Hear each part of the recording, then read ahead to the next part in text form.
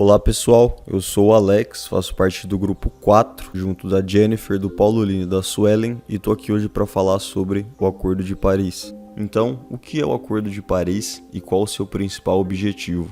Basicamente, esse acordo é um tratado que foi discutido na COP21 por 195 países na cidade de Paris e que entrou para substituir o Protocolo de Kyoto assinado em 1997. O seu objetivo cardeal, ou seja, o seu objetivo principal, é combater o aumento da temperatura global, limitando o aquecimento a valores menores que 2 graus Celsius quando comparado aos níveis pré-industriais. Para que esse objetivo tenha êxito, cada um dos países participantes ficou encarregado de cumprir algumas metas. Essas metas foram chamadas de Contribuição Nacionalmente Determinada, NDC na sigla em inglês, e nada mais são do que propostas que cada país deve apresentar e cumprir a cada 5 anos para alcançar o objetivo final do Acordo de Paris. Dessa forma, qual a atribuição do Brasil, nosso país, nesse acordo? Já que o nosso país apresentou no ano de 2015, ano em que o acordo foi fundado, a sua primeira NDC, a qual se resume em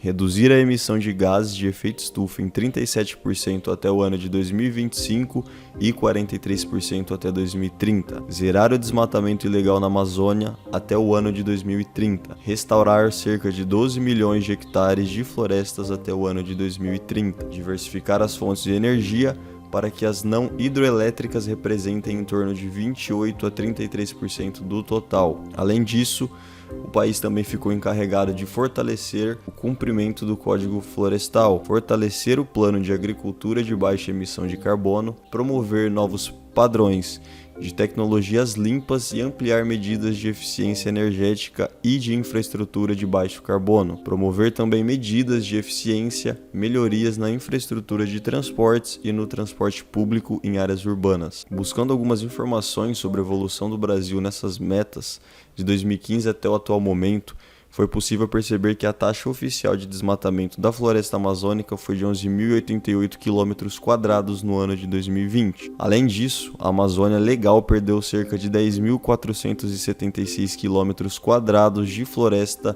entre agosto de 2020 e julho de 2021, meses em que se mede a temporada do desmatamento. A taxa é 57% maior do que a temporada passada, além de ser a pior dos últimos 10 anos, segundo o Instituto do Homem e Meio Ambiente da Amazônia, Amazon. O Brasil também emitiu 2,16 bilhões de toneladas de GTCO2e, de gás carbônico equivalente, no ano passado. Sobre a meta de zerar o desmatamento que eu havia comentado há pouco, o país manteve essa meta de zerar o desmatamento ilegal até o ano de 2030, assim como os percentuais para redução de emissão de carbono, que seriam de 37% até 2025 e 43% até 2030, entre os níveis de 2005. Porém, o índice de liberação de poluentes em 2005, ano de referência, foi revisado, o que permitirá que o país cumpra o compromisso internacional, mesmo se o desmatamento da Amazônia for superior a 13.000 km².